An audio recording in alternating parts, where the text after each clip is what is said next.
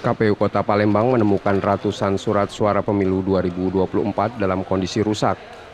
Hal itu diketahui saat proses sortir dan lipat oleh petugas. Kerusakan tersebut terjadi pada surat suara pemilu presiden serta pemilu DPD RI masing-masing mencapai hampir 400 lembar. Kerusakan juga terjadi pada surat suara DPR RI, namun jumlahnya belum diketahui. Kerusakan yang terjadi antara lain kertas suara sobek atau warna tinta buram dan tidak terang. KPU Palembang tengah menyiapkan laporan surat suara yang rusak ke KPU Provinsi Sumatera Selatan untuk diajukan penggantian.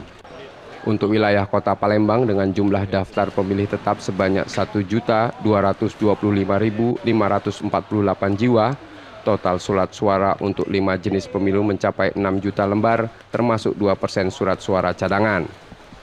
Dengan bermacam kategori rusak ya, mungkin itu sobek, kedua buram warna, ketiga kemarin memang list gambar itu memang hilang. Nah ini 3 kategori ini yang ditemukan oleh peserta sortir lipat. Saat ini proses sortir dan lipat surat suara untuk pemilu 2024 masih berlangsung. KPU Palembang menargetkan tahapan ini dapat selesai pada 20 Januari 2024 mendatang. M. Rizky Nurmizan, Kompas TV Palembang, Sumatera Selatan.